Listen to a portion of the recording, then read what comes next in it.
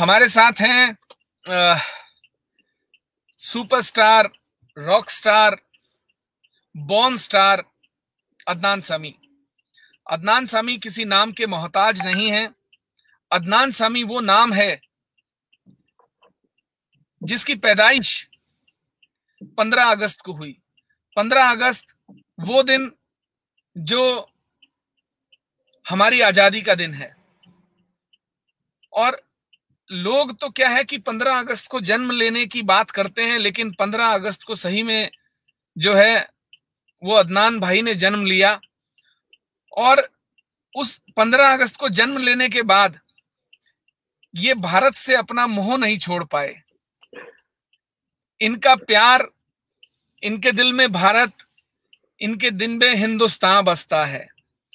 और अदनान सामी ने उस चीज को साबित कर दिखाया कि पाकिस्तान के रहने वाले जिनके पिता जो हैं, मैं थोड़ा सा अदनान भाई के बैकग्राउंड भी बताना चाहता हूं, क्योंकि लोग उनको एक सिंगर के तौर पर जानते हैं, पर मुझे लगता है कि बहुत कम लोगों को अदनान सामी के इतिहास के बारे में जानकारी होगी। अदनान सामी के पिता पाकिस्तानी एयरफोर्स में पायलट रहे। वो प्रधानमंत्री, राष्ट्रपति के एडवाइजर रहे। और सबसे बड़ी बात, 14 देशों के 14 कंट्रीज, 14 देशों के राजदूत रहे, एम्बेसडर। ये और एक बात और है कि जो अदनान साहब के जो फोर फादर थे, जो इनके परदादा थे, वो अफगानिस्तान में 4 राज्यों के, 4 प्रोविंस के जो है गवर्नर रहे। अदनान सामी की जो भूमिका है, पृष्ठभूमि जो है, वो एक आम इंसान की नहीं है। और सबसे बड़ी बात जो अदनान सामी भाई की है वो ये है कि एक ऐसा व्यक्ति जिसके फादर 14 देशों के राजदूत रहे हों, जिनके परदादा 4 राज्यों के गवर्नर रहे हों, एक ऐसी रॉयल फैमिली जिसको मुझे नहीं लगता कि दुनिया में कोई भी राज परिवार ऐसा है जिनके साथ उनके संबंध ना हो।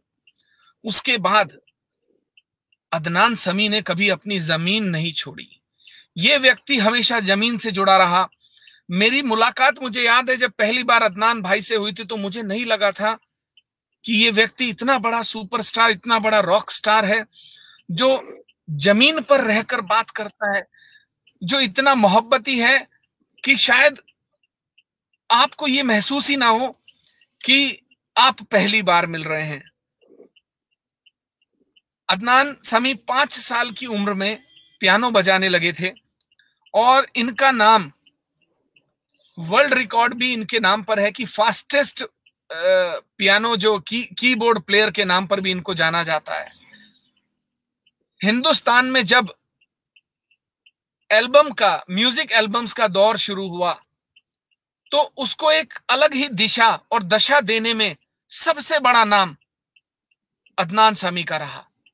अदनान सामी ने कई ऐसे बड़े हिट दिए जो हिंदुस्तान के नंबर 1 चार्ट बस्टर भी रहे। एक साल तक ऐसा बहुत रेयर हुआ है इतिहास में जब किसी गायक, किसी सिंगर के जो एल्बम है वो चार्ट बस्टर पर एक साल तक नंबर 1 बनी रही हो। कनाडा, यूएस, ऐसी कोई जगह नहीं है जहां पर अदनान सामी भाई की album number 1, number 2 chart buster पर नहीं रही हो। अदनान सामी भाई के नाम कई बड़े अवार्ड हैं, जिसमें कि इनको लगातार जो है, मुझे लगता है कि 6 साल की उम्र में तो पहला गाना जो है अदनान सामी भाई ने गा दिया था। अदनान भाई, मुझे लगता है, मैं अगर गलत नहीं हूं तो ऐसा कुछ है। सही जी। मतलब 6 साल की उम्र में जब बच्चा होश नहीं संभालता है, उसको ये नहीं मालूम होता कि मुझे खाना पीना कैसे है, उस उम्र में अदनान सामी साहब ने गाना गा दिया था। तो मैं चाहता हूं कि अदनान भाई, वो 6 साल की उम्र का जो जादू है, वो क्या आपके पास ऐसा जादुई चिराग था कि आपने 6 साल की उम्र में गाना गा दिया था? एक्चुअली सबसे पहली बात तो ये कि बहुत बहुत शुक्रिया, आपने जो इतना प्यार और इतनी मोहब्बत और इतने इखलाक के साथ आपने जो मेरा तारुफ कराया है, मैं बहुत आपका मशहूर हूँ। बात ये कि मेरा म्यूजिक में, जैसे आपने फरमाया कि मैं कभी मैं एक म्यूजिकल फैमिली से ताल्लुक नहीं रखता। तो जी। हालांकि मेरे मेरे मेरे वालिद साहब, मेरे मेरे दादा जो थे, उनका ताल्लुक किसी और ही करियर्स के साथ रहा, और लेकिन उनको आर्ट और लिटरेचर और म्यूजिक और कल्चर में बहुत लगाव था। तो वो लेकिन सुनने के हद तक था, पढ़ने के हद तक था, लेकिन बजाने के हद तक नहीं था। कभी बाबा जो थे वो कभी कभी गुनगुना देते थे, शौकिया। तो लेकिन क्या हुआ कि हम जब पोर्चुगल गए, लिस्बन में, तो लिस्बन में इसी एम्बेसडर्स के जो घर होते हैं, वो ऑलरेडी बने हुए होते हैं, फर्निश्ड होते हैं। आपको बस वहां पे पहुंचना होता है अपने क्या कहते हैं सूटकेसेस और कुछ फोटोग्राफ्स के साथ, और उसको थोड़ा सा अपनापन डाल के, हाँ, वो हाँ। घर जो होते हैं वो पहले से ही फर्निश्ड होते हैं। तो जिस घर में हम आए लिस्बन में, जहाँ पे मेरे वालिद साहब पोर्चुगल में एम्बेसडर के तौर पे आए, तो उस घर में एक पियानो था, वो पहले से ही था वहां पे। और उस घर में एक एक बकायदा एक म्यूजिक रूम था जहाँ पे वो पियानो था। तो ये एक इत्तेफाक की बात थी। हालांकि आज इस बहुत इस उम्र में मैं मेरा यकीन इस बात पे एकदम जुड़ गया कि इत्तेफाक नाम की कोई चीज है नहीं इस जिंदगी में। मतलब कि सब चीजें जो होती हैं वो डेस्टिन्ड होती हैं। I believe in destiny. तो तो उसी उसी उसी के तहत वहां पे एक पियानो था। तो मैं उस वक्त तकरीबन 5 साल का था। तो मुझे, क्योंकि मैं 5 साल का था, तो मुझे इजाजत नहीं थी उसको हाथ लगाने की। ये बड़ों की चीज है, ये इसको बच्चे नहीं हाथ लगाते। तो अब मेरे अंदर जो एक बच्चा था, या जो शरारती था, अब जाहिर है मुझे जो मना कर दिया गया कि जी इसको हाथ नहीं लगाना, तो फिर तो अब तो हाथ लगाना है, अब तो हाथ लगाऊंगा मैं। तो ये जब बच्चों की आदत होती है शरारत की, कि जिस चीज के लिए मना करोगे वो करना ही है। वो तो करना ही है, तो तो मैंने जब कोई घर पे नहीं होता था या कोई बाहर जाता था, तो मैं चुपचाप वहां पे घुस जाता था। और उसके साथ पहले तो एक खिलौने के तौर पे दिखता था, तो मैं उसके साथ खेलता था। I used to just play around and all that. तो अच्छा, बच्चों का अटेंशन स्पैन भी थोड़ा सा कम ही होता है। तो वो जो शुरू शुरू का जो खेल था, वो उससे मैं बोर हो गया। तो फिर आहिस्ता आहिस्ता मैंने आहिस्ता आहिस्ता जो छोटी छोटी धुनें जो होती थी उस जमाने की, उस वक्त की, तो वो मैंने कुछ आहिस्ता आहिस्ता कुछ धुनें जो थी, मैंने उनको थोड़ा सा बजाना शुरू किया। अब बाबा जो थे, उनका ये था कि भाई पियानो घर पे है, उनको म्यूजिक का तो शौक था ही।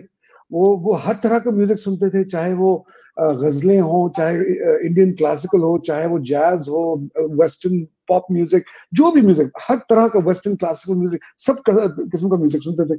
तो जब वो ऑफिस से आते थे, तो कभी कभी वो बैठ जाते थे म्यूजिक रूम में कि भाई चलो, पियानो में पड़ा हुआ है तो कोशिश करते हैं कुछ बजाने की। तो उस जमाने में जो एक मशहूर कोई ट्यून थी, उन्होंने वो बजाने की कोशिश की। अब मैं वहां पे खड़ा हुआ था, वो गलती कर रहे थे वो बजाते हुए, और वो ट्यून जो थी वो मैंने चोरी छुपे, मैंने ऑलरेडी मैंने वो सीख ली थी। तो मैं बार बार जब वो बजा रहे थे, तो मैं बार बार उनको कहूँ कि बाबा, यहाँ पे तो थोड़ी सी गलती हो रही है। तो उनका जो एटीट्यूड था, उनका एटीट्यूड था, हाँ हाँ ठीक है बच्चे, ठीक है ठीक है, कोई बात नहीं। हाँ, उन्होंने मुझे ऐसे ब्रश असाइड कर दिया कि मेरे बच्चा है, इसको क्या पता है मैंने कौन सी गलती की। वो बार बार वो जो बजाए, तो मैं नहीं बाबा, यहाँ पे आपने गलती की है। तो फाइनली मैं भी जिद में आ गया कि नहीं, यहाँ पे आप गलत बजा रहे हैं। मैंने कहा अच्छा, फाइनली उन्होंने कहा क्या गलत बजा रहा हूँ भाई, बताओ मुझे। मैंने वो अब वो क्या है कि वो थोड़ा सा वो लियो हो ना, लियो, तो उसमें थोड़ा सा शो ऑफ वाला एलिमेंट तो होता ही है बच्चा। तो मैंने फट से मैंने बजा दिया।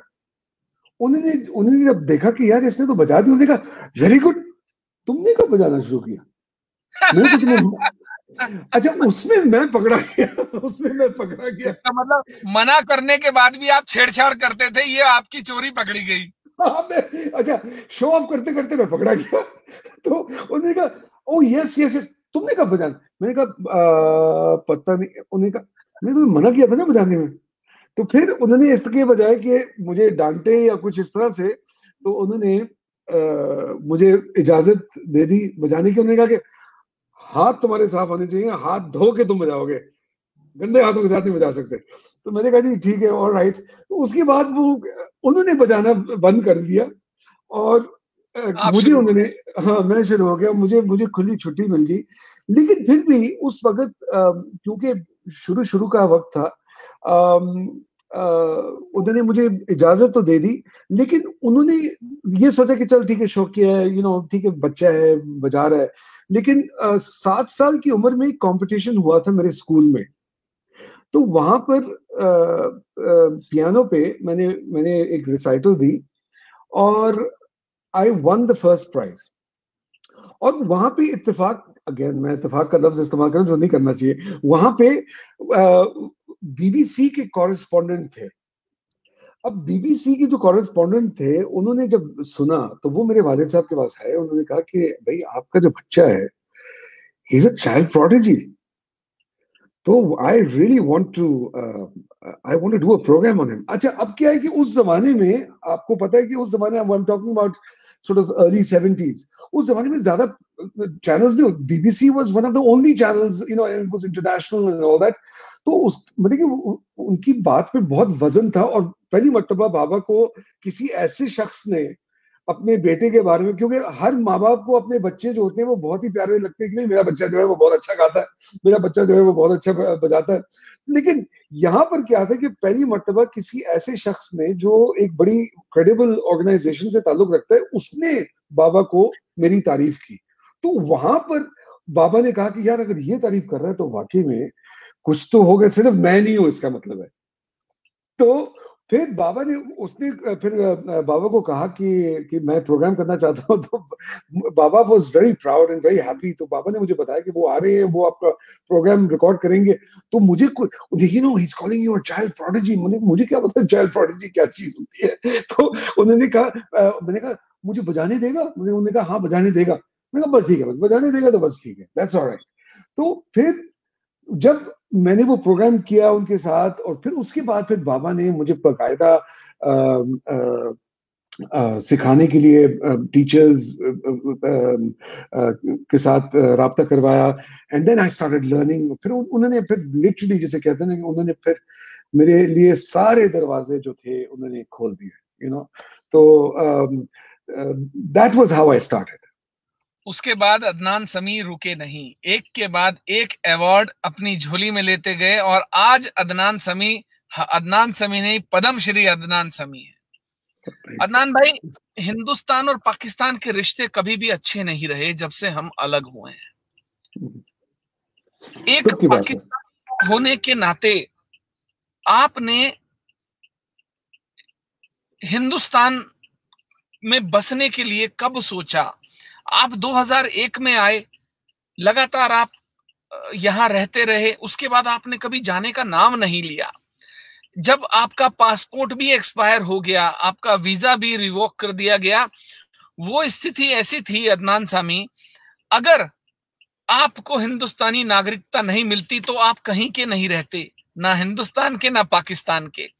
वो एक ऐसा मोड़ था, क्योंकि उस दौरान मेरी आपकी मुलाकातें भी होती थी और हमारी बात भी होती थी। मैं ये सोचता था कि इस व्यक्ति में क्या जुनून है, ऐसा क्या इस हिंदुस्तान की मिट्टी में है, खुशबू में है, कि ये व्यक्ति अपना सब कुछ दांव पर लगाकर आज हिंदुस्तानी होना चाहता है और आज उस मोड़ पर पहुंच गया है जहां पाकिस्तान की सरकार ने अदनान समी का बहिष्कार कर दिया है।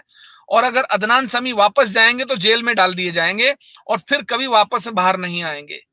लेकिन अदनान समी ने अपना पासपोर्ट खो दिया, अपना वीजा खो दिया, अपना सब कुछ गंवा दिया, लेकिन हिम्मत नहीं गंवाई। और वो हिम्मत अदनान सामी को आज पद्मश्री अदनान सामी बना दिया। अदनान भाई, ये क्या किस्सा है?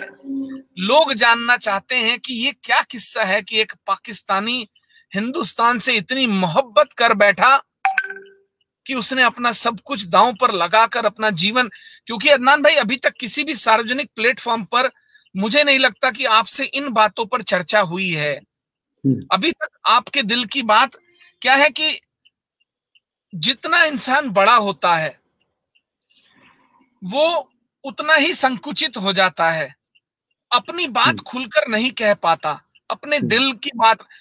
आज हमें लगता है कि अदनान सामी बहुत बड़े स्टार हैं, उनको पद्मश्री मिल गया लेकिन ये पद्मश्री तक का सफर अदनान सामी ने कैसे तय किया है, ये हर कोई नहीं जानता। हो सकता है मैं आपका मित्र हूं, दोस्त हूं, भाई हूं, तो मुझे पता है, लेकिन लोगों को नहीं पता कि इस पाकिस्तानी अदनान सामी के हिंदुस्तानी पद्मश्री अदनान सामी बनने के पीछे कितनी बड़ी कहानी है। वो कहानी, जिस कहानी को याद करके अदनान सामी की आंखों में आंसू आ जाते हैं कि एक पल ऐसा था जब अदनान को लगता था कि मैं क्या करूंगा।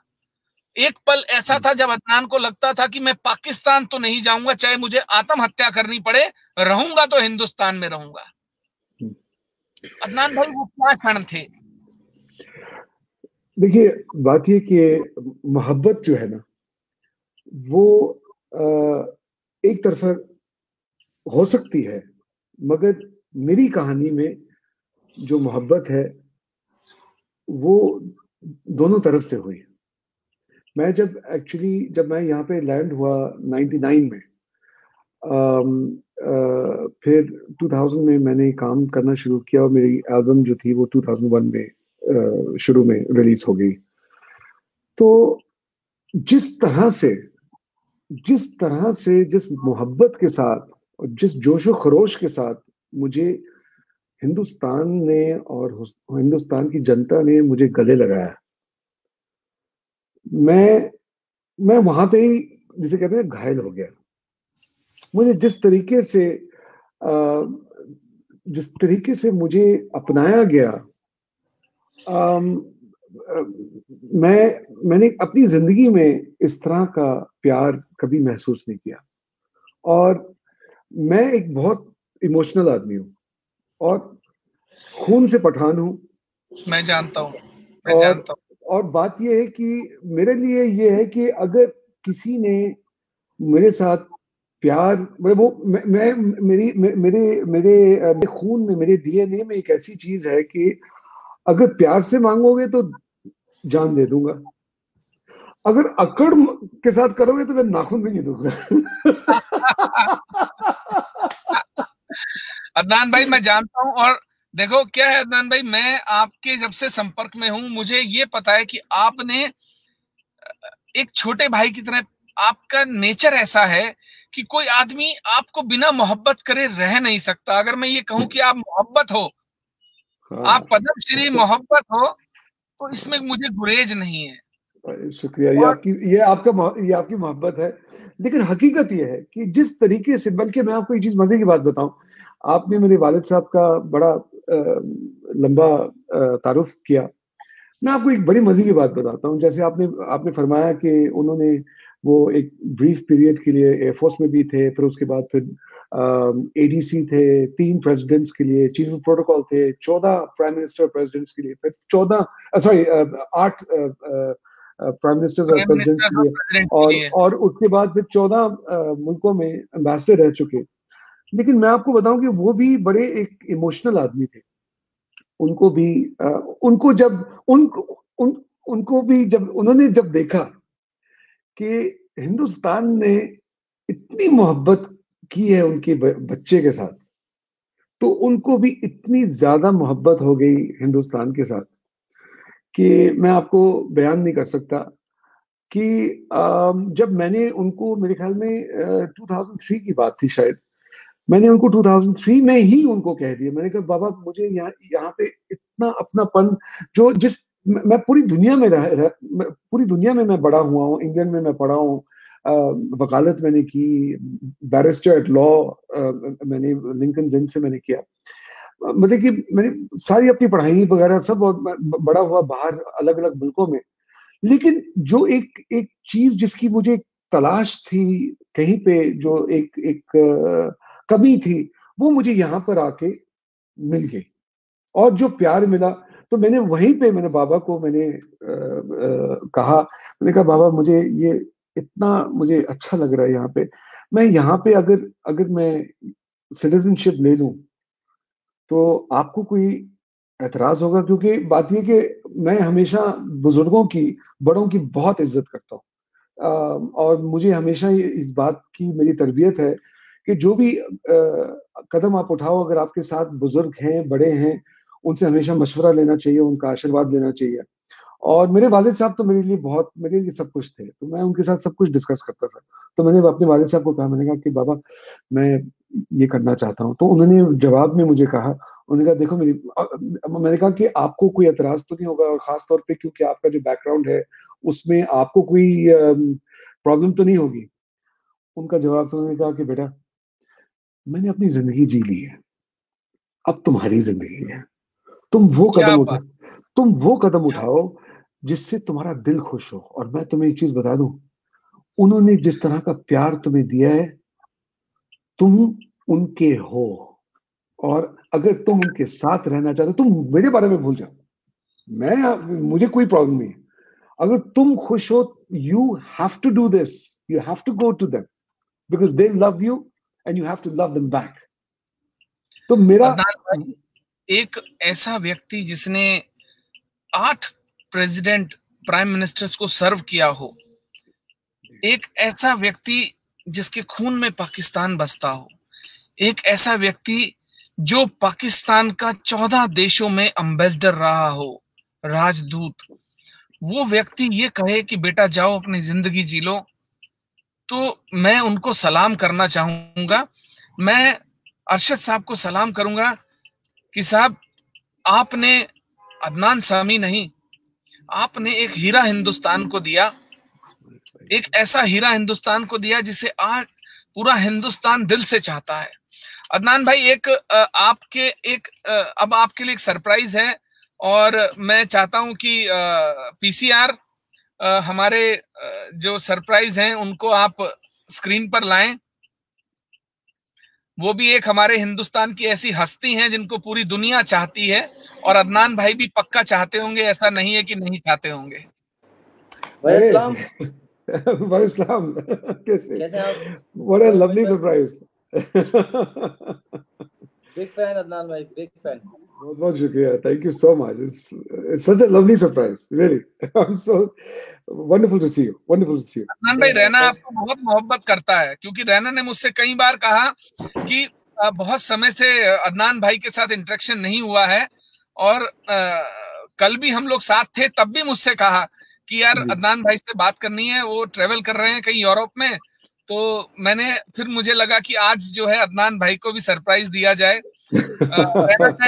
रैना में बहुत जो है, हाँ, अदनान भाई को बहुत बहुत मुबारकबाद पद्मश्री के लिए, और thank you, big fan of yours. और आपके इतने गाने सुने, भर दो झोली, सुन जरा, मेरा बहुत फेवरेट है। आपका जो फैमिली बैकग्राउंड, इतना अच्छा तलफ़ुज़, और उमेश भाई इज डियर फैन, तो जो गाने का जो आपका तरीका है, तो सलूट है सर आपको। Thank you so much, thank you, ये आपका प्यार है। भाई आप कुछ चाहते थे कि अदनान भाई जो हैं वो, आपकी कोई फरमाइश थी एक?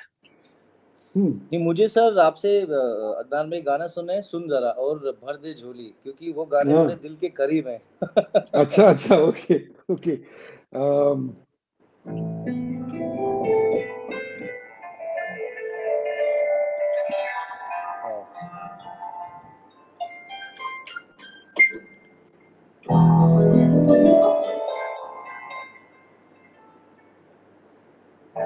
आज खामोशियों से आ रही है सदा, धड़कने हैं दीवानी, दिल भी कुछ कह रहा है, सुन जरा सोनिए, सुन जरा ओ सुन जरा सोनिए सुन जरा सोनिए सुन जरा ओ सुन जरा सोनिए सुन जरा आज खामोशियों से आ रही है सदा धड़कने है दीवानी दिल भी कुछ कहना है सुन जरा सोनिए सुन जरा सोनिए सुन जरा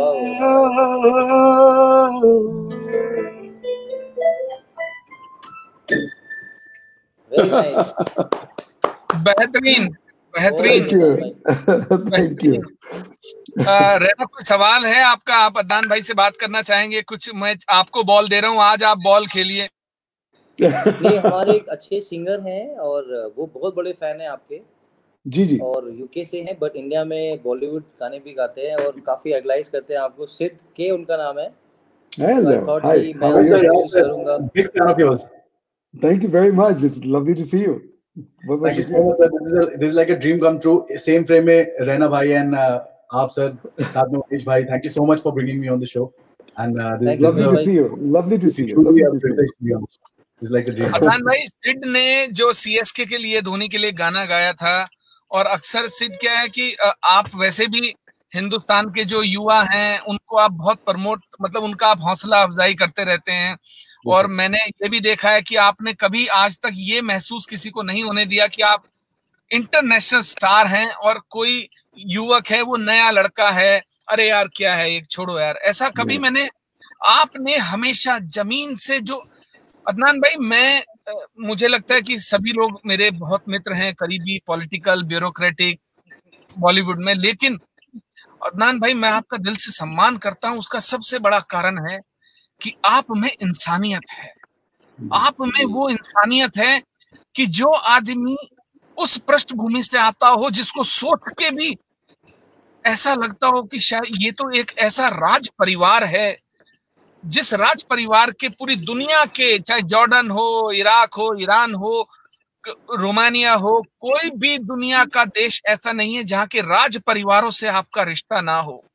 और उमेश भाई क्लास है, मतलब whenever he travels very classy. That someone my very close friend told me. और अपना खुद वजूद इतना बड़ा है और खाने के बड़े शौकीन है। वो तो पूरी दुनिया ने देखा।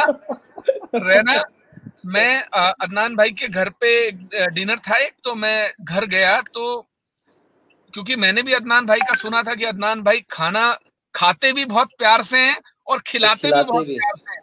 नहीं, मेहमान नवाजी बड़ी अच्छी है अदनान भाई, सुना है। इंशाल्लाह जरूर मुलाकात होगी। इंशाल्लाह जरूर, परमिशन देंगे। आप जब आओगे तो जरूर, बड़े शौक से खिलाते हैं। जब मैं वो बहुत अच्छा लगा जब इन्होंने बोला इमोशनल है, प्यार से करोगे तो जान दे देंगे, अगर अकड़ से करोगे तो नाखून में नहीं मिलेगा। सही बात है, बिल्कुल। तो रहना वो जब डाइनिंग टेबल, जब रूम में पहुंचे तो दैट वाज सरप्राइज्ड। मैंने अपनी लाइफ पिक्चर आपने दिखाई थी मुझे, पिक्चर याद है कि यहाँ से स्टार्ट हुआ फिर मेन कोर्स आना बाकी था। मतलब वो मेन कोर्स तक पहुंचना बड़ा असंभव काम था, वो अदनान भाई पहुंच सकते हैं बस।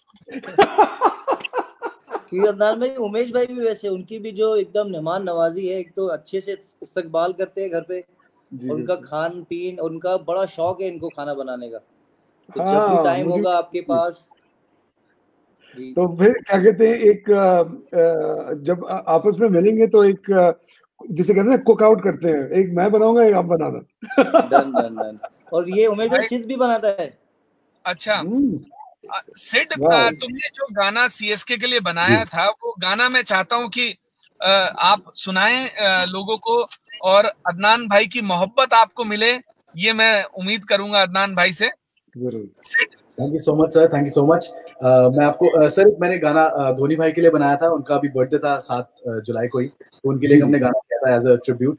सो गोज लाइक, धोनी धोनी बोले देखो क्राउड मेरा, माही माही बोले देखो क्राउड मेरा, जर्सी नंबर 7 लाखों जिसके फैन है, कैप्टन कूल है गुस्सा जिसके सर में बहन है, जीत मिलती है ऐसे ऐसे इनके प्लान है, फील्ड पे है शक्तिशाली जैसे सुपरमैन है, माही माही ब्लीड ब्लू हो या सीएस के, जिताता भारी देखी दुनिया देखी सक्स के, माही माही ब्लीड ब्लू हो या सीएस के, द कैप्टन कूल बेबी न लेता स्ट्रेस ये, हाथ पायलट हेलीकॉप्टर वाला शॉट है, फ्यूचर विकेट के ना होती कैच ड्रॉप है, सारे बॉलरों के दिल में जिसका खौफ है, रांची का ये लड़का देखो सबके दिल का बॉस है, चिन्ना थाला सीएसके वाले बोले धोनी रहना जैसे जय वीरू फ्रॉम द शोले, चिन्ना थाला सीएसके वाले बोले धोनी रहना जैसे जय Veeru from the Sholay. Very nice. Thank you so much. Thank you so much. Wonderful, wonderful. Imran भाई, आप खाने पीने के शौकीन हैं, इसमें कोई दो राय नहीं है, वो तो शुरू से 2001 से हम लोग देख रहे हैं। बहुत सामने वाजे था। किसी ने, मैं आपको एक मजे की बात बताता हूँ। हाँ। ये क्या कहते हैं, किसी ने एक दफा हमारे पास मुझे एक नया कुक चाहिए था। ये बड़े मजे का किस्सा है। मुझे एक नया कुक चाहिए था, तो मेरी जो स्टाफ थे वो ढूंढ रहे थे किसी नए कुक को। तो उन्होंने फाइनली छान के एक बंदा, उन्होंने कहा कि यार सर ये बंदा जो है ना ये बड़ा अच्छा है, और पूरा मेन्यू लेके आया सर। तो पूरा मेन्यू लेके आया, तो आप उसको जरूर ट्राई कीजिए, मेरे ख्याल में ये आपके साथ बिल्कुल सेट होगा उस वक्त। तो मैंने कहा ठीक है। तो मैंने फाइनली उसको सामने बुलाया, तो मैंने कहा कि अच्छा भाई क्या बना देते हो? तो बड़े के ऊंची ऊंची हवाओं में उड़ रहा था। तो उसने कहा सर ये देखिए। तो उसने मेन्यू मेरे सामने फेंका। मैंने मेन्यू लंबा चौड़ा अखबार जितना मेन्यू देखा। तो मैंने कहा यार तुझे सिंधी बिरयानी भी बनानी आती है? अरे वाह। हाँ साहब, हम तरह तरह की बिरयानी बनाते हैं। मुझे बिल्कुल राजेश खन्ना जी याद आ गए बावर्ची में। वो जिस तरीके से उन्होंने बातें की थी ना, उनके जो डायलॉग्स थे कि चटनी में पता नहीं कितनी बना देता हूँ, पानी कितनी बना देता हूँ।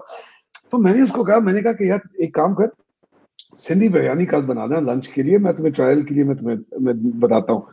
तो मैं स्टूडियो में गया रिकॉर्डिंग के लिए। नॉर्मली स्टूडियो में जब हम रिकॉर्डिंग कर रहे होते हैं तो फिर कोई ना कोई बाहर से कुछ ना कुछ मंगवा लेते हैं लंच के लिए।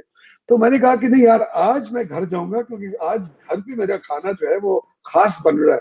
तो मैं अपने दांत तेज करके मैं वापस घर गया और क्या कहते, अब वहां पे मैं बैठता हूँ बिल्कुल तैयार होके कि जी आ रही है, तो आ रही है। मैंने कहा आ रही मतलब इस तरह से आ रही जैसे कोई बारात आ रही हो। तो मैं वेट कर रहा हूँ। तो फाइनली जब वो डिश आती है तो मैंने उसकी तरफ ऐसा देखा, मैंने कहा ये क्या है साहब? सिंधी बिरयानी है। मैंने उसकी तरफ देखा, मतलब कि कुछ ऊट पटांग किस्म की चीज उसने बना दी। तो मैंने उसकी तरफ देखा, मैंने उसको कहा, मैंने कहा ये मेरी तरफ से देख गौर से, ये तुम वजन देख रहे हो, ये 230 किलो है, ये ऐसे नहीं बना, खा पी के बना है। तो फाइनली वो बेचारा टूट पड़ा। उसने कहा साहब मुझे सिंधी बिरयानी बनानी नहीं आती।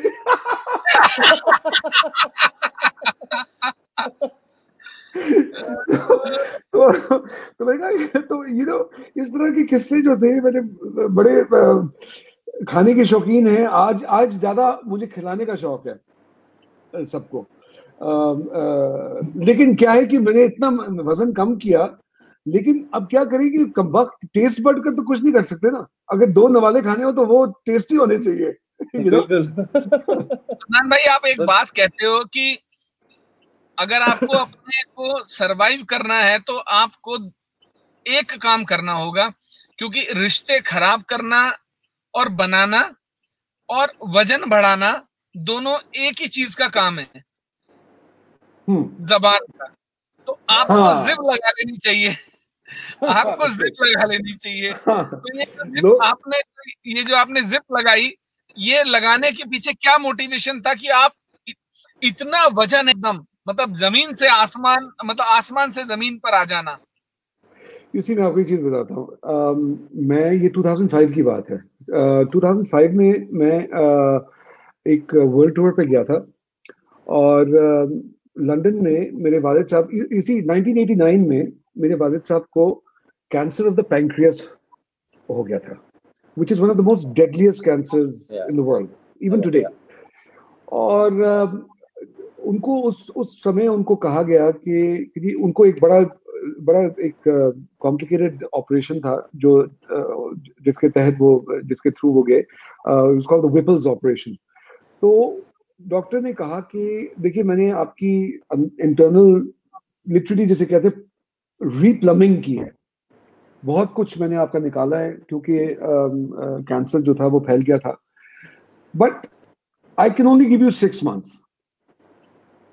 अब मुझे याद है कि 1989 की बात है कि मैंने बाबा को कहा, मैंने कहा बाबा I am not ready for you to leave, you can not leave.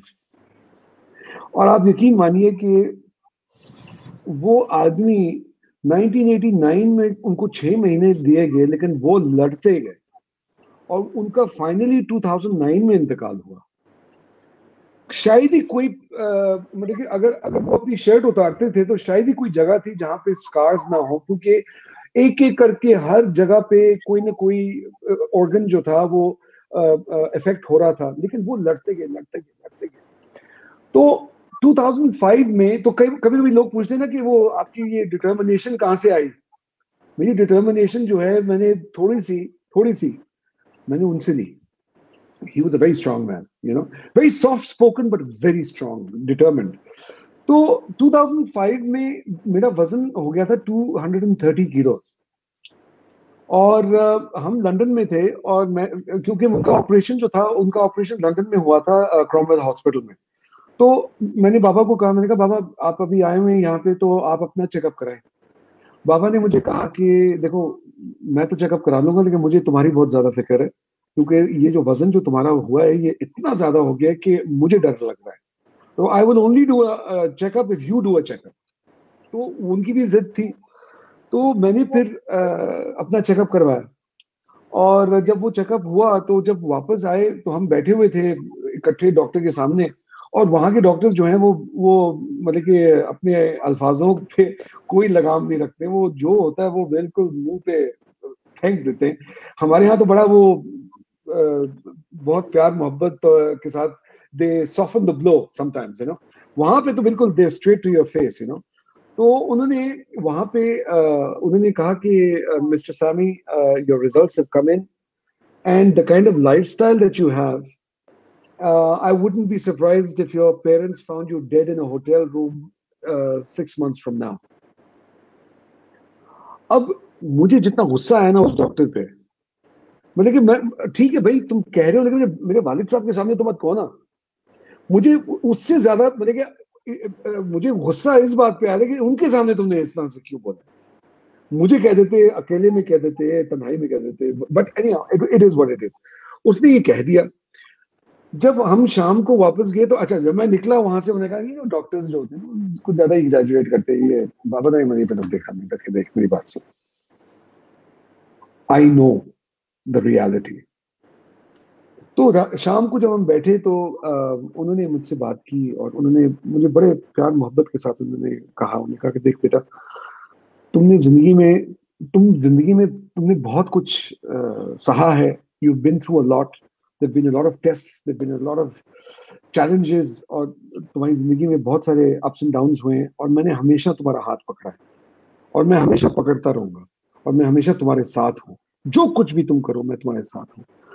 और मैंने कभी तुमसे कभी कुछ नहीं मांगा और ना ही मुझे कुछ चाहिए तुमसे, लेकिन मेरी सिर्फ एक इल्तिजा है तुमसे और वो ये है कि एक बाप को अपने बेटे को दफनाना नहीं चाहिए। ये मत करवाना मुझसे, ये मत करवाना मुझसे कुछ भी करवा ले लेकिन ये मत करवाना मुझसे। You have to bury me, I will not bury you, don't make me do this, ये मत मुझसे करवाओ, मैं तुमसे हाथ जोड़ता हूँ। तो बहुत इमोशनल सिचुएशन थी और मैंने फिर उस वक्त आंसुओं के साथ मैंने बाबा से वादा किया। मैंने कहा बाबा मैं आपसे वादा करता हूँ कि मैं अपना ख्याल रखूंगा, अपना वजन कम करूंगा और ऐसे नहीं होने दूंगा, अल्लाह आपको जिंदगी लंबी दे। और फिर उस दिन से मैंने फिर तय किया, मैंने पूरी अपनी जिंदगी को अपना लाइफस्टाइल चेंज किया and I lost 160 kilos, you know, and एक तरह से जो वादा मैंने उनसे किया कि फिर 2009 में उनका इंतकाल हुआ, and I was there to bury him, and क्या कहते हैं, लेकिन उनके होते हुए मैंने अपना वजन कम कर दिया, अपना वादा पूरा किया, तो that was the turning point for me. That's a very very good motivation sir. तो आपके फादर साहब को मैं दोबारा सलाम करूंगा, क्योंकि उन्होंने एक हीरा जब दिया तो उस हीरे को उन्होंने 5 साल की उम्र में, 6 साल की उम्र में पहचान लिया, और उसके बाद वो हीरा जब फीका पड़ने जा रहा था तो उस हीरे को फिर उन्होंने वादा लेकर बदल दिया। तो दोनों टर्निंग पॉइंट आपकी लाइफ में आपके पिताजी लेकर आए, वो मैं उनको सलाम करता हूँ। उनको सलाम है, और आपके जज्बे को बड़ा सलाम है सर, क्योंकि इतना बात बताई है। जो वजन अभी कम करना, क्योंकि मैं 5 किलो नहीं कर पा रहा हूँ पिछले कई सालों से, 160 किलो कम करना आप बहुत बड़ी काम। ठीक है, अभी मुझे लग रही है भूख, मुझे जाने दीजिए। बहुत मजा आया अदनान भाई, बहुत बहुत शुक्रिया, आपसे मुलाकात हुई, आपसे इट वाज अ प्लेजर, बहुत अच्छा लगा। I hope to see you in Mumbai. और फिर खाने की जो जुगलबंदी है इंशाल्लाह जरूर करेंगे उमेश भाई, प्लीज। जरूर जरूर। मैं थैंक यू उमेश भाई, I leave now, thank you, take care, खुदा हाफिज, ऑल द बेस्ट, खुदा हाफिज। अदनान भाई, आपके दिल के सबसे करीब आपकी एक मोहब्बत तो आपकी वो है जो आप अपनी पत्नी से, अपनी अर्धांगिनी से करते हैं। आपकी एक मोहब्बत और है, वो मोहब्बत आपने छुपा के रखी हुई है, वो शायद आप बताते नहीं है। तो मैं चाहता हूं पीसीआर आप अदनान साहब की जो दूसरी मोहब्बत है उनको भी दिखाएं।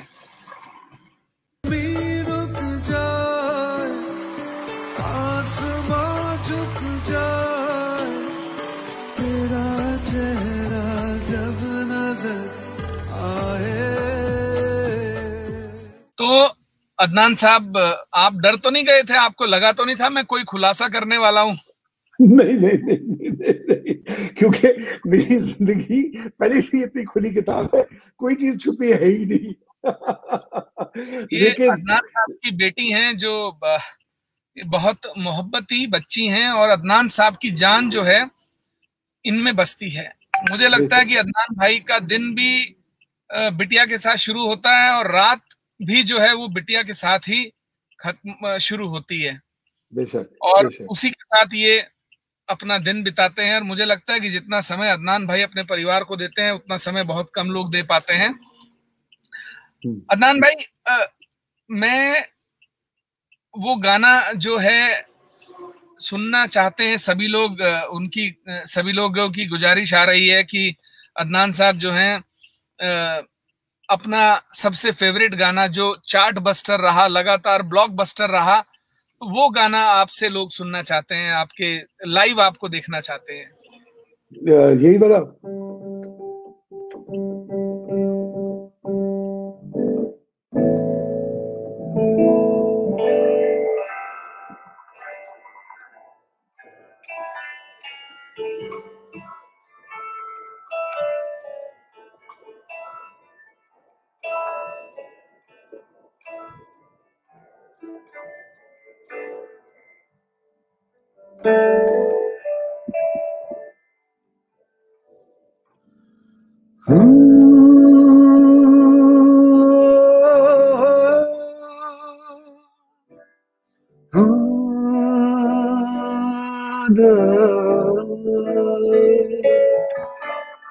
ये ज़मीन रुक जाए, आसमां झुक जाए, तेरा चेहरा जब नजर आए,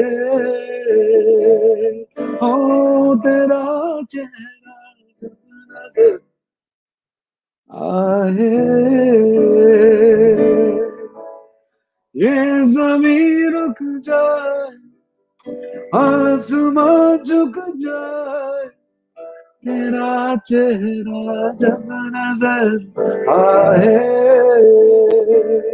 ओ तेरा चेहरा जब नजर आए, ओ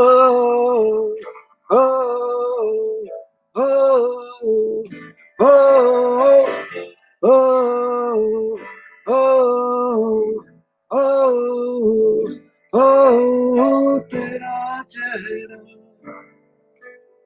तेरा चेहरा, ओ तेरा चेहरा जब नजर आए, ये ज़मीं रुक जाए, आसमां झुक जाए, तेरा चेहरा जब नजर आए, ओ तेरा चेहरा जब नजर आए, ओ तेरा चेहरा जब नजर आए।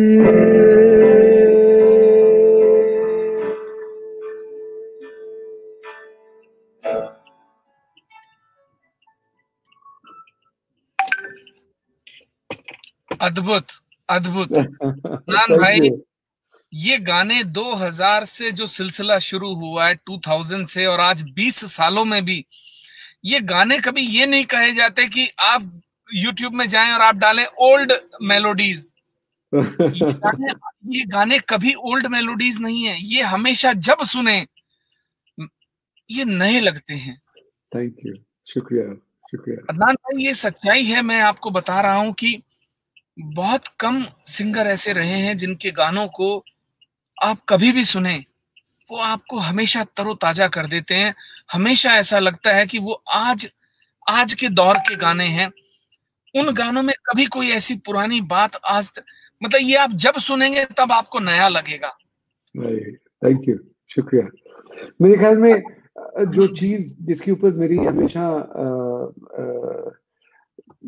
खास तवज्जो रही है वो हमेशा मेलोडी के ऊपर रही है। और मैं समझता हूँ कि जब मेलोडी अगर आपकी स्ट्रांग हो तो वो गाना जो है, वो मेलोडी जो है वो अमर हो जाती है। वो कई गाने ऐसे हैं पुराने जो हम सुनते हैं, वो आज भी हमको उनकी मेलोडी जो है वो ताज़ी लगती है। मैंने उस तरह के बड़े बड़े खूबसूरत कंपोजर्स को सुन सुन के उनसे बहुत कुछ सीखा है, चाहे वो आर.डी. बर्मन हो, एस.डी. बर्मन हो, मदन मोहन जी हो, शंकर जयकिशन हो, खयाम साहब हो, सी रामचंद्र हो। मैंने इनसे ये चीज मैंने खास तौर पे मैंने देखा कि उन सब ने खास तौर पे मेलोडी के ऊपर बहुत ध्यान दिया है, इसलिए आज भी उनके गाने जो हैं वो बहुत ताज़े लगते हैं। तो मैंने हमेशा सबसे पहले मैं कहता हूँ यार, म्यूजिक जो है वो उसकी जो सजावट है वो कभी कभी डेटेड हो जाती है, लेकिन मेलोडी जो है वो कभी डेटेड नहीं होती। अभी तक आप देखिए, मोज़ार्ट को आज भी सुना जाता है, बेथोवन को आज भी सुना जाता है। तो उनकी खासियत ये है कि उनकी मेलोडी जो है वो अमी मलेगा। आज अगर आप ये सुने,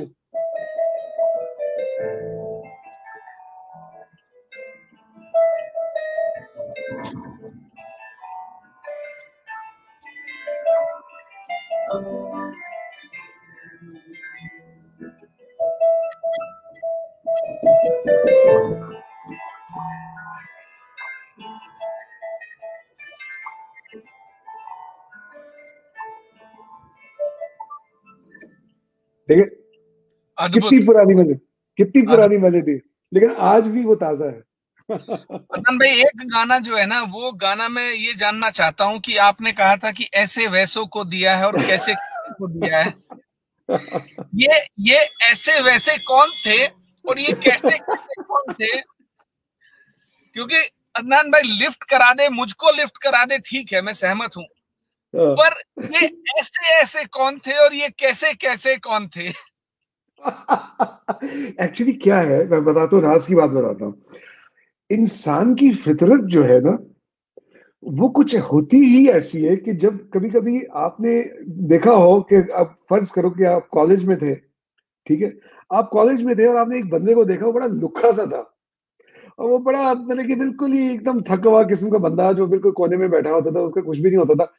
अचानक कट टू 20 साल बाद आप देखेंगे रोल्स रॉयस से निकल रहा है और क्या कहते हैं, उसके इर्द गिर्द बड़ी खूबसूरत लड़कियां हैं और उसके साथ शान शौकत और दौलत और सब कुछ है। वो बंदा कहता है, ये तो वही था ना, इसको ये कैसे मिल गया? इसको तो देखिए, अगर इसको मिल सकता है तो मुझे क्यों नहीं मिला? ये फितरत है इंसान के अंदर। कभी-कभी कभी-कभी आप देखते हो एक बंदा जो है वो काफ़ी मतलब अब मैं क्या बोलूँ, क्या कहते हैं, इंसान की हर बनाई हुई चीज़। अदनान भाई, ये फितरत ना, आप कितने भी बड़े हो जाएं, ये फितरत छूटती नहीं है। नहीं छूटती, ये इंसानियत के अंदर है। ये तो बंदा कहता है, बंदा कभी-कभी ऐसा होता है कि बंदा देखता है एक बंदे को, मतलब एक बड़ी खूबसूरत लड़की देखता है, कहता है यार ये इसने इसके अंदर क्या देखा कि क्या कहते हैं, इसके पास वो चली गई। ये लोग इस तरह से बातें करते हैं। हाँ, करते हैं अक्सर। क्या है कि हंसी मजाक में इसको गंभीरता से लेने वाली बात नहीं है। लोग कहते हैं यार ये लंगूर, ये वो लंगूर के हाथ हूर कैसे लग गई, इस तरीके की बातें करते हैं। हाँ वही, चाहे वो मजाक में हो या जो भी, लेकिन लोग इस तरह से बातें करते हैं। तो क्या है कि तो वो लाइन जो थी वो वहां से आएगी, ऐसे वैसे को दिया है यार, मुझको भी तो दे दे, तो मैंने क्या बुरा किया, मुझको भी आप लिफ्ट करा दे। तो क्या है कि आपको इस गाने के बाद इतना दे दिया, ऊपर वाले ने कहा यार ये मांग रहा है, अब इसको दे दो, बोले यार ले।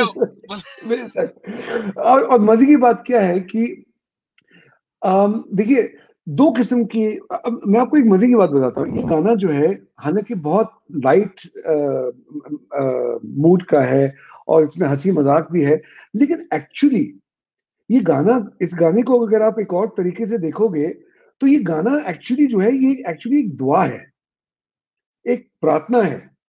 क्योंकि और मैंने, you see, before I give the name lift करा दे, मेरा जो होता है ना, कभी-कभी वर्किंग टाइटल्स होते हैं, आप before coming up with a real name, जैसे फिल्मों में होता है, गानों में भी ऐसा होता है कि कभी-कभी आपका एक वर्किंग टाइटल होता है। तो मेरे वर्किंग टाइटल जो इस गाने का जो था ना, वो लिफ्ट करा दे नहीं था नाम। वर्किंग टाइटल मेरा था दुआ। और उसमें क्या है कि एक्चुअली दुआ है कि आप प्रार्थना कर रहे हो कि मुझको लिफ्ट करा दे, मुझको पैसे दिला दे, मुझको ये दिला दे। अच्छा, दो किस्म की प्रार्थनाएं होती हैं आपकी। आप जब ऊपर वाले के साथ जब आप बैठते हैं, एक सीरियस किस्म की दुआ होती है या प्रार्थना होती है जिसमें आप सीरियसली आप बात करते हैं वगैरह। फिर एक और तरीका होता है जो आप आमने सामने, हर एक इंसान जो है वो चलते फिरते कभी-कभी ऊपर वाले के साथ बात करता ही रहता है, तो कभी-कभी ऐसा होता है कि इंसान बात कर, एक तो सीरियस प्रेयर होता है ना, सीरियस, जैसा आप सीरियस दुआ करते हो या प्रार्थना करते हो। फिर दूसरा ये होता है कि जब आप बातें कर रहे होते हो, या अल्लाह या मौला मुझे ये फलानी चीज दिला दी, अरे अगर आप मुझे दिला दें तो कौन सा हर्ज है, आप तो, आपके लिए तो कोई मसला ही नहीं है। आप इस तरह की बातें हम करते रहते हैं। तो ये गाना जो था, ये उस मूड को मद्देनजर रखते हुए मैंने बनाया, और उसमें यही था कि लाइट तरीके से, एक बड़े हंसमुख तरीके से, जिसमें एक बिगड़ा हुआ बच्चा होता है, वो ऊपर वाले से प्यार मोहब्बत से मांग रहा होता है जिद के साथ कि मुझको भी तो लिफ्ट करा दे, ऐसे वैसे को दिया, मुझको भी दिला दे, एक नहीं दो चार ही दिला दे, तो वो पूरा जो मूड जो है वो उसी तरह, जैसा कोई बिगड़ा हुआ बच्चा अपने बाप से बात नहीं कर रहा होता कि फलानी चीज मुझे दिला देना, तो इट्स लाइक दैट। लेकिन it's a serious prayer said in a very very light way. और उसमें वो सब चीजें हैं जिसना मैंने कहा ना कि कैसे कैसों को दिया है, ऐसे वैसों को दिया है, मुझको भी दे दे, क्या हर्ज है, तो that is how this song came about. और मेरे ख्याल में, अच्छा, मजे की बात ये है कि ये गाना जो है ये across the age bracket, across the classes, ये सब जगह पे ये सब लोगों ने अपने अपने तरीके से रिलेट किया। क्योंकि एक और बात ये है कि इंसान की फितरत में लालच होना जो है, लालची होना, वो भी इंसान की फितरत में है। अगर आपके पास एक गाड़ी है तो आपको दो चाहिए, अगर आपके पास दो है तो आपको तीन चाहिए। हमारे हिंदुस्तान में एक कहावत है कि अपनी थाली में घी हमेशा कम लगता है। एग्जैक्टली। और अगर आपके पास 100 गाड़ियां तो फिर आपको जहाज चाहिए, अगर आपके पास एक कोठी है तो आपको दो चाहिए। तो कभी वो, मतलब वरना क्या है कि रॉकफेलर ने जब अपने मिलियंस पहले बना लिए थे तो वो उस वक्त बैठ जाता, रिटायर हो जाता, वॉरेन बफेट जो है वो कब से रिटायर हो गया होता, लेकिन बात ये कि लोग जो है अभी भी बनाना चाहते हैं। और आप इतिहास में पीछे चलिए, सिकंदर की भूख जो है वो खत्म नहीं हुई, उसने कभी जीतता चला गया, लेकिन कहीं भी एक रात सुकून की नहीं सो पाया, और अंत में वापस जाते हुए फना हो गया। हाँ, तो सही। और कहा भी जाता है कि सिकंदर को ही देखकर कहा गया कि जो मुट्ठी है वो जब इंसान जाता है तो खाली हाथ जाता है, यहां से कुछ लेकर नहीं जाता। लेकर जाता है तो वो अपने कर्म लेकर जाता है, वो अपने किए हुए काम लेकर जाता है, जो लोगों के दिलों पर वो छाप छोड़ कर जाता है।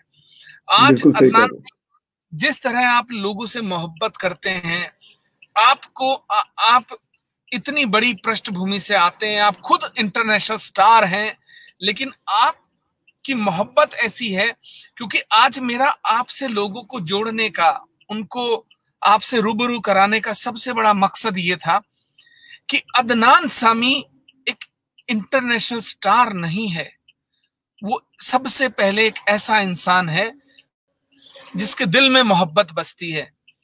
अदनान सामी वो पाकिस्तानी है जिसके दिल में हिंदुस्तान बसता है। उसने अपना जीवन और अपना सब कुछ हिंदुस्तान की मिट्टी में रचने बसने के लिए और इस मिट्टी में फना होने के लिए सब कुछ दांव पर लगा दिया था। इस बात को नकारा नहीं जा सकता। और अदनान भाई, एक बात और बताऊं, ये हिंदुस्तान के लोग आपको उतने ही मोहब्बत करते हैं जैसा आपने कहा कि ये टू वे कम्युनिकेशन है। क्यों? क्योंकि अगर किसी और पाकिस्तानी को हिंदुस्तान में बसाने की बात हो जाती, नागरिकता की बात हो जाती और पद्मश्री की हो जाती, तो शायद लोग सड़कों पर उतर जाते, लेकिन अदनान साहब को लोगों ने अपनी पलकों पर बिठाया। ये मोहब्बत है हिंदुस्तान की आपके लिए। अदनान भाई, ये जो गाना है थोड़ी सी तू लिफ्ट करा दे, लोग जो है बहुत देर से मैसेजेस भाई लिफ्ट करा दो। अब मुझे लगता है कि ये इनको भी लग रहा है कि ऐसे वैसों को दिया है, तो आप थोड़ा सा ऐसे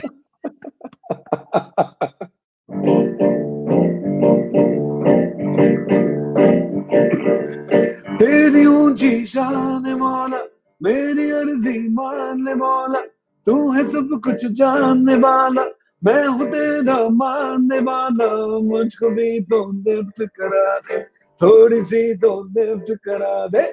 तेरी ऊंची शान मौला, मेरी अर्जी मान ले मौला, तू है सब कुछ जानने वाला, मैं हूँ तेरा मानने वाला, बन मोटर कार दिला दे, एक नहीं दो चार दिला दे, मुझको एरोप्लेन दिला दे, दुनिया भर की सैर करा दे, कैसे कैसों को दिया है, ऐसे वैसों को दिया है, मुझको भी तो लिफ्ट करा दे, थोड़ी सी तो लिफ्ट करा दे। तेरी ऊंची शान मौला, मेरी अर्जी मान ले मौला, तू है सब कुछ जानने वाला, मैं हूँ तेरा मानने वाला, मुझको भी तो लिफ्ट करा दे, थोड़ी सी तो लिफ्ट करा दे, मुझको भी तो लिफ्ट करा दे, थोड़ी सी तो लिफ्ट करा दे। बहुत बेहतरीन अदनान भाई। अदनान भाई, एक बात और है जो आप ट्विटर पे बहुत अच्छा जो है, मतलब पाकिस्तान को लेकर आप जो अलग अलग समय पर आप जो टिप्पणियां करते हैं, जो आप कमेंट करते हैं, वो उसके पीछे क्या राज है? क्योंकि आप कहीं ना कहीं ऐसी पंच लाइन उनको देते रहते हैं कि वो जो है ना, मुझे लगता है कि अगर हम एक मिसाइल उनकी तरफ छोड़े, वो उससे कहीं ज्यादा 1000 गुना मिसाइल होती है जो अंदर तक जाकर मार करती है। ये मिसाइल जो आप अक्सर छोड़ते रहते हैं अदनान भाई, ये मिसाइल आती कहां से है आपके दिमाग में? एक्चुअली क्या है कि मेरे साथ बड़ा अजीब सा किस्सा है, इन द सेंस कि देखिए, मैं एक आजाद इंसान हूं। ये पूरी दुनिया जो है ये ऊपर वाली की बनाई हुई है, और और ये जो लकीरें जो बनी हुई हैं, ये तो इंसान नहीं बनाई है। अब मैं जहां पर जाकर रहना चाहूं वो मेरा हक है और खुदा की जमीन है, और अगर मुझे उस जगह पे बसने की अगर इजाजत और मोहब्बत के साथ इस्तकबाल किया गया है, और अगर मैं करना चाहूं, तो किसी के बाप की नहीं होनी चाहिए औकात के मुझे कुछ कह सके, क्योंकि मैं उनसे कुछ नहीं लेके जा रहा। मैंने ना उनसे कुछ नहीं है जो मुझे देकर भूल गए हो, और ऐसा भी नहीं है कि मैंने कुछ, होता ना कि बंदा लूट मार के कोई भी आ जाता है, मतलब कि वहां पर तो एक अलग चीज है कि वहां पे उनके लीडर्स ने उनको लूटा है, उनके साथ क्या क्या नहीं किया, उनको दोबारा इलेक्ट करके वापस ले आते हैं। मैं तो कुछ भी नहीं लेके गया, बल्कि मैं तो दे के आया हूँ। मैंने उनके साथ अपना शेयर किया, तो मैं जिधर बसूं वो मेरा अपना हक है। तो क्या होता है कि जब मैं कोई चीज ट्विटर पे मैं कोई अगर क्या कहते हैं, अगर अगर अपने मुल्क के बारे में कोई तारीफ करता हूं, या कोई चीज मैं बोलता हूं, तो या किसी की तारीफ करता हूं, या किसी अपने हिंदुस्तानी मौजू पे अगर मैं कोई बात करता हूं, तो उनको वहां पे क्या कहते हैं, कुछ लोगों को वहां पे मिर्ची लग जाती है। तो फिर वो शुरू हो जाते हैं। तो अब फिर क्या है कि पहले मैं चुप होता था। अदनान भाई ऐसा तो नहीं है कि आप भी जानबूझकर छेड़कर मजा लेने में आपको भी मजा आने लग गया है? नहीं, ऐसी बात नहीं है। बल्कि क्या होता है कि फिर मेरा ये होता है कि मैं कहूँ कि यार अच्छा, अब इसने स्टूपिड किस्म की बात बोली है, तो अब मैं उसको या तो मैं छोड़ दूं, कभी कई मतलब कि अक्सर मैं छोड़ता ही हूँ, मैं आई इग्नोर। लेकिन कभी कभी क्या होता है कि बंदा कहता है यार कुछ लोग ऐसे होते हैं जिनकी ज़हनियत ऐसी है कि वो समझते हैं कि अगर आप चुप हो गए हैं तो शायद आप किसी दबाव में आ गए हैं, या आपके पास जवाब नहीं है। हमारे पास बड़े जवाब है, हमारे पास ऐसे ऐसे जवाब हैं जो बड़ों बड़ों को चुप करा दें। तो लेकिन बात ये कि और बात ये कि खास तौर पे मेरे साथ पंगा मत लेना, क्योंकि बात यह है कि मैं तुम्हारी असलियत जानता हूं।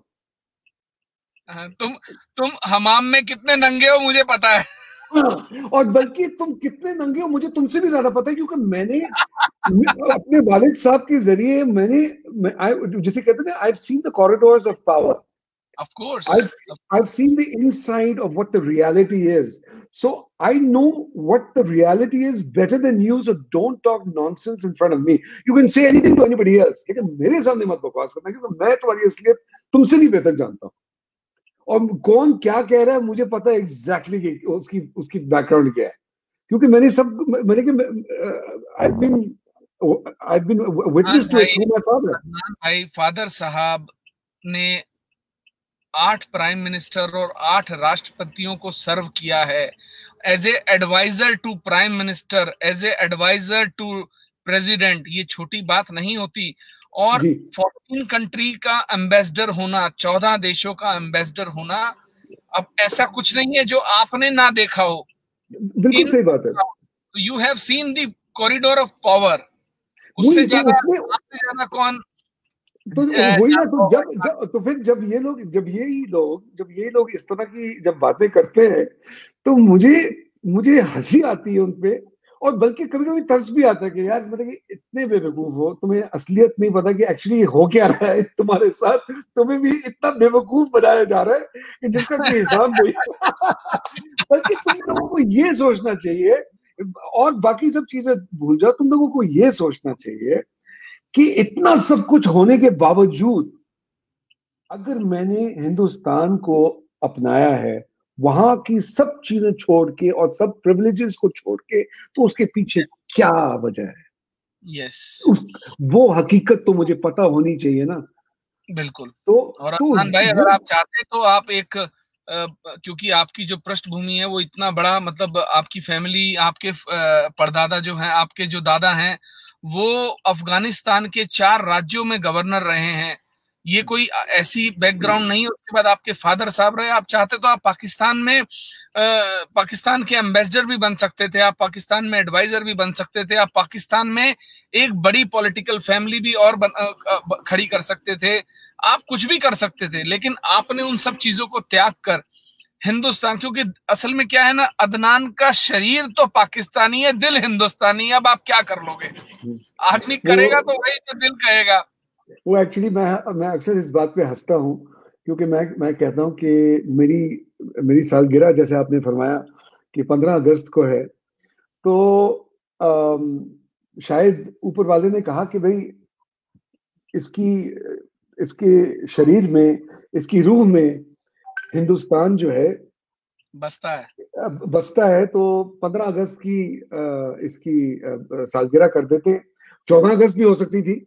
अदनान भाई ये कोइंसिडेंस नहीं है। मैं वही तो कह रहा ना, कोइंसिडेंस नाम की कोई चीज I don't believe in coincidence. तो अब क्या हुआ, नागरिकता लेना, पद्मश्री हो जाना पाकिस्तान से आकर, ये तो स्वर्ण अक्षरों में आप इतिहास में दर्ज हो गए हैं। ये I believe in destiny only. तो अब क्या हुआ कि मैं मजाक करता हूँ कि 15 उन्होंने शायद ये सोचा हो कि भाई 15 अगस्त की ये हिंदुस्तानी है, इसको 15 अगस्त की सालगिरह कर दो। अब बीच में बंटवारा आ गया, अब वो हिंदुस्तान तो रहा नहीं, तो उन्होंने कहा यार इसकी सालगिरह 15 अगस्त की करवा दो, ताकि उसको हिंट मिल जाए कि यार you supposed to be an Indian. तो you know, so the thing is, it's all destiny. I believe in destiny. और देखिए मेरे वालिद साहब, देखिए मैं देखो एक और चीज मैं आपको बताऊं। मेरे वालिद साहब की पैदाइश 1942 की थी, when India was one country, और उनका इंतकाल भी इंडिया में हुआ, मुंबई में 2009 में। So technically speaking, my father was born in India and he died in India also. What fantastic! I mean, ये भी आप देख लीजिए, कोइंसिडेंट नहीं हो सकता। That's right, absolutely right. Adnan भाई, एक गाना और है आपका जो शायद अदिति गोवित्रीकर, जिसमें जो उन पर फिल्माया गया था। जी। वो गाना भी लोगों के दिलों पर राज करता है, तो मैं चाहता हूं उसकी यादें ताजा करा दी जाएं। श्योर।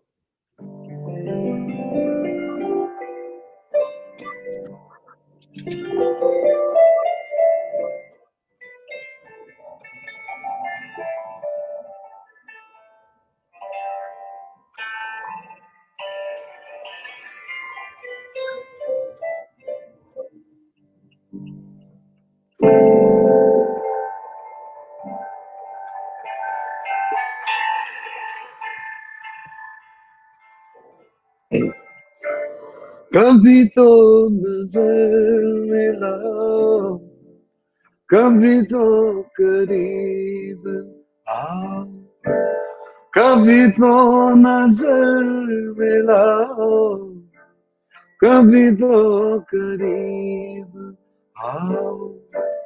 जो नहीं कहा है कभी तो समझ भी जाओ। हम भी तो हैं तुम्हारे दीवाने हो दीवाने, हम भी तो हैं तुम्हारे दीवाने हो दीवाने। कभी तो नजर मिलाओ, कभी तो करीब आओ, कभी तो नजर मिलाओ, कभी तो करीब आओ। जो नहीं कहा है कभी तो समझ भी जाओ। हिंदुस्तान, हम भी तो हैं तुम्हारे दीवाने हो दीवाने, हम भी तो हैं तुम्हारे, दीवाने हो दीवाने, हम भी तो हैं तुम्हारे, दीवाने हो दीवाने, कभी तो नजर में ना हो।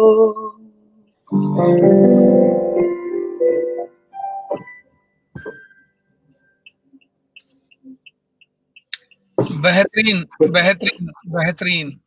अदनान भाई, जैसा मैंने कहा कि ये आवाज जितनी बार सुनो उतनी बार इस आवाज से मोहब्बत हो जाती है। ये आवाज कभी कभी भी पुरानी होती हुई नहीं लगती कि आवाज पुरानी हो गई है। अब ये ट्रैक ओल्ड हो गए हैं। और जब आपने करियर शुरू किया, अगर मैं 2000 से भी पकड़ूं, मैं आप मान के चले कि आज जो 20 साल के युवा होंगे वो भी आज उन गानों को पसंद करते हैं जब आपने पहला गाना शुरू किया था।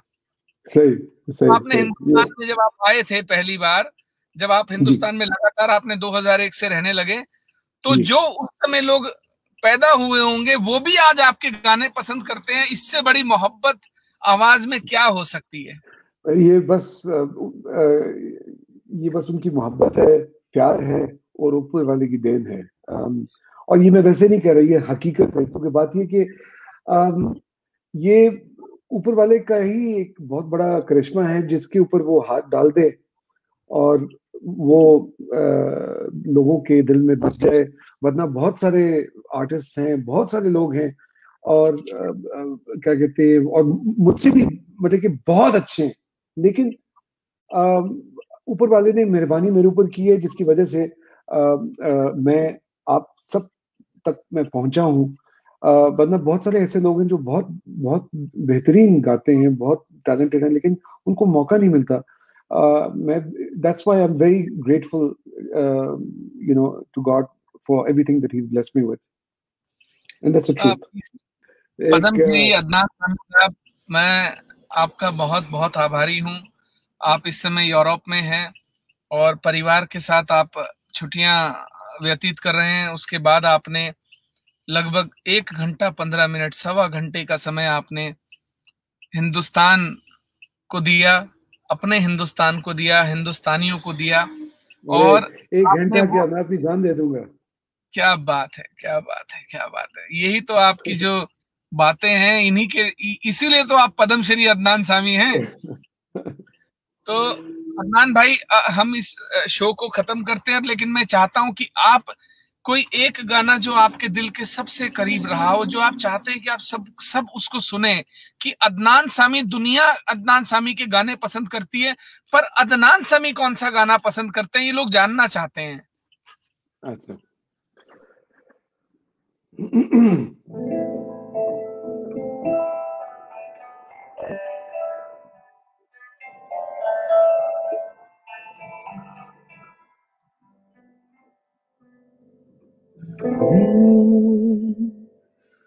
दिल कह रहा है दिल से, वादा करो दिल से, चाहे तुम जहां भी जाना जाना, मेरी याद रखना, हो मेरी याद रखना। दिल कह रहा है दिल से, वादा करो दिल से, चाहे तुम जहां भी जाना जाना, मेरी याद रखना, मेरी याद रखना।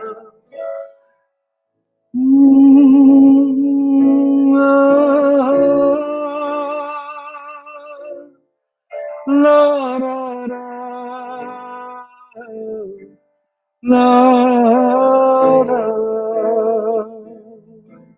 दिल कह रहा है दिल से, वादा करो दिल से, चाहे तुम जहां भी जाना जाना, मेरी याद रखना, मेरी याद रखना, ओ मेरी याद, मेरी याद रखना, ओ मेरी याद रखना, मेरी याद रखना, ओ मेरी याद रखना।